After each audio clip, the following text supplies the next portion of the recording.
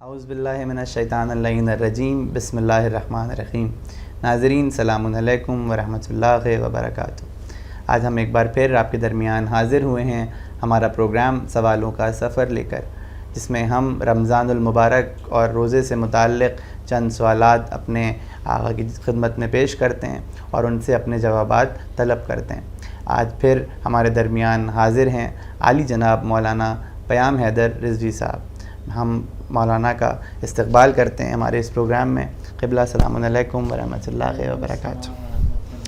آج پھر میری ایک فہرست ہے طویل، اور میں چاہتا ہوں کہ آپ اس میں میرے چند سوالات کے جوابات دیں۔ اور میرا سب سے پہلا سوال آج کا ہے وہ یہ ہے کہ روزے کا کفارہ کب واجب ہوتا ہے، اور کوئی شخص اگر اس بات سے آشنا نہیں ہے کہ فلاں شے روزے کو باطل کر دے گی اور وہ اس چیز کو کنزیوم کر لے یا استعمال کر لے، تو کیا اس پر بھی کفارہ واجب ہوگا؟ اعوذ باللہ من الشیطان اللعین الرجیم بسم اللہ الرحمن الرحیم۔ دیکھیے، ماہ رمضان کے جو روزے ہیں جی، انہیں جان بوجھ کر کھانا پینا یا ہر وہ کام جو روزے کو باطل کرتا ہے انجام دینا اور ترک کرنا جائز نہیں۔ جی، اگر کوئی شخص عالماً اور عامداً جی، یعنی جانتا بھی ہو اور پھر بھی جان بوجھ کر ایسے کام کرتا ہے ماہ رمضان کے دن میں، تو اس کا روزہ باطل ہو جائے گا۔ جی، تو اگر جان بوجھ کر رہا ہے اور علم بھی ہے تو اس کا روزہ باطل ہے، اس پر قضا اور کفارہ دونوں، یعنی قضا بھی اسے کرنا ہوگا اور اس کا کفارہ بھی اسے ادا کرنا ہوگا۔ لیکن اگر کوئی شخص جاہل تھا، مسئلہ نہیں جانتا تھا کہ فلاں شے روزے کو باطل کرتی ہے یا باطل کرتی ہے، جانتا تھا لیکن کفارہ دینا ہوگا یہ واجب ہے، ایسا اسے علم نہیں تھا، اس کے تصور میں ایسا نہیں تھا کہ وہ سوچ رہا تھا اگر نہیں رکھیں گے تو بعد میں قضا بجا سکتے، اتنا ہی کافی ہو۔ تو اس میں کنڈیشن ہے، یہ دیکھنا ہوگا کہ واقعاً یہ اپنی جہالت میں معذور تھا یا نہیں تھا۔ جی، یعنی ہمیں کسی چیز کا علم نہیں ہوتا، اور ہم علم اس بنیاد پہ نہیں ہوتا کہ ہم غافل تھے یا ہمیں اس کے خلاف یقین ہو گیا تھا، جی، اور ہم اپنی جہالت میں معذور شمار ہوتے ہیں۔ یعنی ہمارے پاس عذر ہے کہ نہیں بھائی، ہم واقعاً غفلت میں تھے اور ذرا سی بھی اگر توجہ کی ہوتی تو ہم ایسا نہ کرتے۔ جی، تو اگر واقعاً اپنی جہالت میں معذور تھا جی، کہ کفارہ واجب ہے اور اسے کفارہ دینا ہوگا اور فلاں چیز روزے اگر روزہ ہم کھاتے ہیں تب تو اس پہ کفارہ نہیں، ایک کلیہ پیش کر رہے ہیں۔ تو کچھ تفصیلات جزئی بعض موارد میں ہیں، لیکن کلیہ جو یہاں پر ہے وہ یہی ہے کہ جہالت میں معذور تھا یا معذور نہیں تھا، جسے ہماری فقہی اصطلاح میں کہا جاتا ہے جاہل قاصر اور مقصر۔ تو جاہل قاصر اور جاہل مقصر میں بہت فرق ہے۔ بہت سے موارد میں جہاں پر انسان جاہل قاصر ہے یعنی اپنی جہالت میں معذور ہے، اور جاہل مقصر جو جاہل ہے لیکن جہالت میں معذور نہیں ہے، اسے چاہیے تھا کہ علم سیکھے، دریافت کرے، تمام تر اسباب فراہم تھے، مگر نہیں کرنا، کوتاہی برتی، اور دریافت کر سکتا تھا، پوچھ سکتا تھا، غافل بھی نہیں تھا کہ بالکل ذہن میں بھی نہ آیا، سب پتہ تھا کہ دین کے مسائل ہیں اور سیکھنا چاہیے اور شرعی ذمہ داری ہے۔ ہوش و حواس میں جسے ہمارے یہاں کہا جاتا ہے کہ تمام چیزوں کے باوجود پھر بھی اس نے نہیں رکھا، تو پھر اسے کفارہ دینا ہوگا۔ تو جاہل قاصر و مقصر میں فرق پایا جاتا ہے کہ اگر جاہل قاصر تھا یعنی جہالت میں معذور تھا تو اس صورت میں کفارہ واجب نہیں ہوگا۔ البتہ یہ بھی اشارہ کرتے چلیں کہ کفارہ صرف جو مبطلات روزہ ہیں ان میں سے چند چیزوں کو انجام دینے سے جہالت میں، چاہے وہ جاہل مقصر ہی کیوں نہ ہو، کفارہ واجب ہوگا۔ باقی چیزوں میں کفارہ احتیاط مستحب ہے۔ کیا ہے وہ؟ کھانا پینا، ہم بستر ہونا، جنابت کی حالت میں باقی رہنا اور استمنا، یہ چار امر ایسے ہیں کہ اگر آپ جاہل مقصر بھی ہیں یعنی جہالت میں کوتاہی کیا ہے آپ نے، وہ کوئی عذر شرعی نہیں رکھتے تھے اور آپ جاہل تھے، ان میں مقصر ہیں تب کفارہ آپ کو دینا پڑے گا۔ لیکن ان کے علاوہ جو موارد ہیں اس میں کفارہ احتیاط مستحب ہے۔ اگر جاہل تھے تو کیا ہے؟ کفارہ احتیاط مستحب ہے۔ جاہل مقصر بھی تھے یعنی جاہل تھے ولو معذور نہیں تھے، پھر بھی آپ کے لیے کفارہ احتیاط مستحب کی کفارہ دیں۔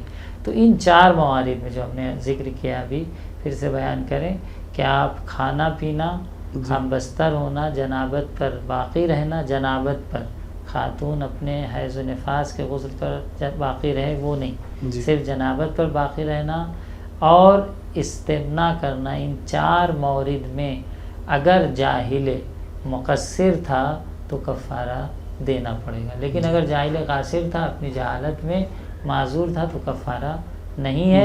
باقی موارد میں چاہے جاہل قاصر ہو چاہے مقصر ہو، کفارہ احتیاط مستحب ہے۔ یہ تفصیل تھی جو اس کے مسئلے میں بیان کی گئی۔ جی بہت شکریہ، بہت ہی تفصیلی اور بہت ہی مکمل جواب اس سلسلے میں آپ نے دیا۔ اب ایک سوال اور میرا تھا کہ جو بچے ابتدائے بلوغ میں سن بلوغ میں داخل ہوتے ہیں اور ابتدائے بلوغت میں ان کو یہ آگاہی نہیں رہتی کہ مجھے روزہ رکھنا چاہیے یا نہیں رکھنا چاہیے، اور اس کے والدین نے بھی توجہ والدین نے بھی توجہ نہیں دی، تو ان کے لیے کیا حکم شرعی؟ دیکھیے وہاں پر بھی یہی کلیہ پیش کیا جائے گا کہ واقعاً یہ بچے معذور تھے اپنی جہالت میں، اپنی غفلت میں، یعنی ایک ایسے فیملی میں پلے بڑھے کہ کوئی توجہ دلانے والا نہیں تھا، مذہبی ماحول نہیں تھا، اور بچہ واقعاً غافل تھا کہ اگر ہم روزہ نہیں رکھتے تو ہمیں کفارہ دینا ہوگا، اور اسے علم بھی نہیں تھا، بس وہ ایک تصور یہ رکھتا تھا کہ روزہ ہے اور روزہ ہمیں رکھنا چاہیے۔ تو اگر واقعاً اپنی جہالت میں معذور تھا، عذر شرعی رکھتا تھا اس زمانے میں، یا مفہوم تکلیف کو نہیں سمجھتا تھا، سب واجب کیا ہے، اب 9 سال کی بچی واجب کیا ہے اور خدا کی طرف سے واجب کیا ہوتا ہے، جب تک اس کے بڑے نہ بتائیں اسے کیا معلوم۔ جس گھر میں واجب کی بات ہی نہیں ہو رہی، نماز روزے اور اللہ کی عبادت تذکرہ ہی نہیں، کوئی گفتگو ہی نہیں ہے، خدا سے کوئی جسے کہتے ہیں سلامی دعا نہیں ہے، تو اب ایسے گھر کا بچہ کیا کرے گا؟ اس کو کیا تصور کہ واجب کیا ہوتا ہے، حرام کیا ہوتا ہے؟ اب 9 سال کی بچی ہوئی یا 15 سال کا لڑکا ہوا، لیکن اب اللہ نے اسے اسباب فراہم کیے، اساتید یا ٹیچر یا سوشل میڈیا یا کسی بھی ذریعے سے جب شعور کی حد تک پہنچا تو متوجہ ہوا کہ نہیں بھائی ہم نے بہت روزے نہیں رکھے یا نمازیں قضا کر دی، تو اب ہماری کیا ذمہ داری؟ تو ایسی صورت میں اگر وہ معذور تھا یا تکلیف کے مفہوم کو نہیں سمجھتا تھا کہ تکالیف شرعی کیا ہوتی ہے، تو اس صورت میں بھی صرف قضا بجا لائے گا، کفارہ نہیں ہے۔ جی اچھا، جس طرح کے قضا اور کفارے کی بات ہوئی، تو جو شخص بیماری کی وجہ سے روزہ نہ رکھ پائے تو اس کے لیے کیا فدیہ دینا ہوگا یا قضا کافی ہے اس کے لیے؟ دیکھیے بیماری کی وجہ سے اگر روزہ نہیں رکھا ہے تو 1 سال تک دیکھنا ہوگا کہ بیماری باقی رہتی ہے، جیسے آپ نے بیان کیا تھا اس سے پہلے والے ایپیسوڈ میں۔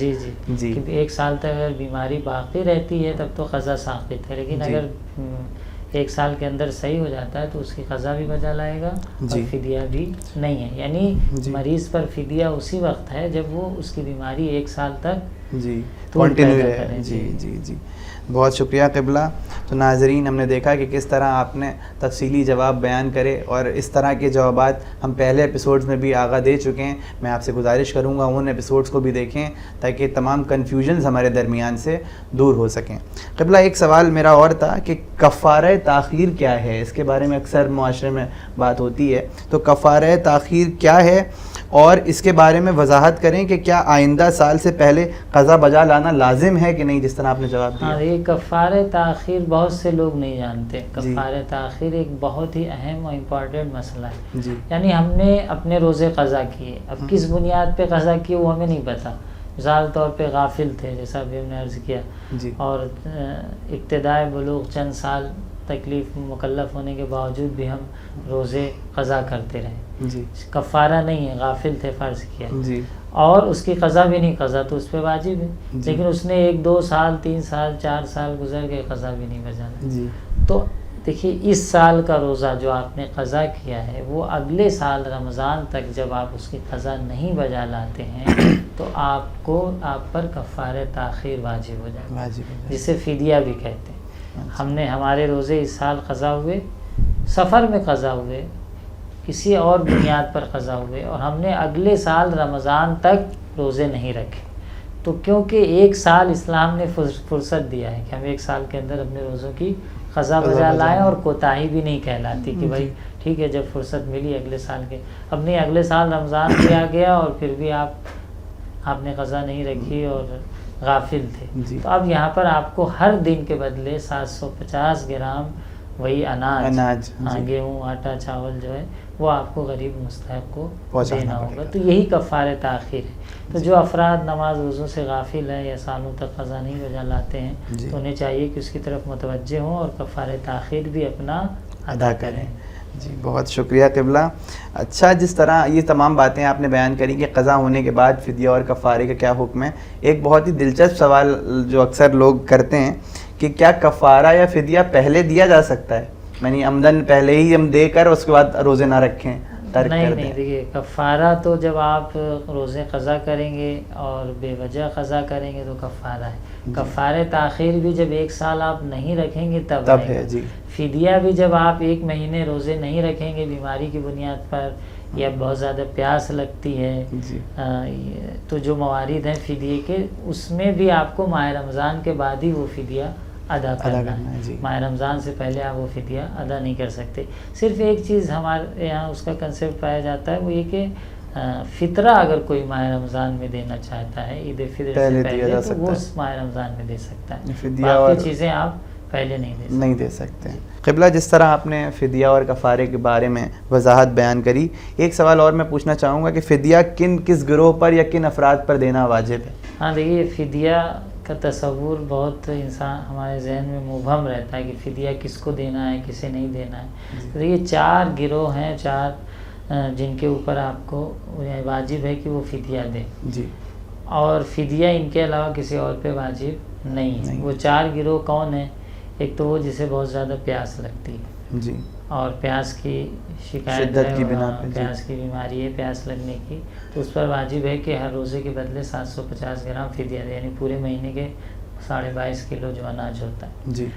دوسرا گروہ جس پہ فدیہ واجب ہے وہی بیمار نہیں، ضعیف شخص. جی. وہ شخص جو ضعیف ہے بہت زیادہ اور مشقت کا باعث ہے روزہ رکھنا اس کے لیے، جی. اس پر بھی فدیہ واجب ہے. تیسرا گروہ وہ خاتون ہے کہ جو پیگننسی کی کنڈیشن میں ہے اور 8واں اور 9واں مہینہ، جی. ان پر بھی فدیہ واجب ہے کہ ہے. 8ویں اور 9ویں مہینے کے میں اگر روزہ نہیں رکھا ہے تو ہر دن کے بدلے 750 گرام وہ اناج دے.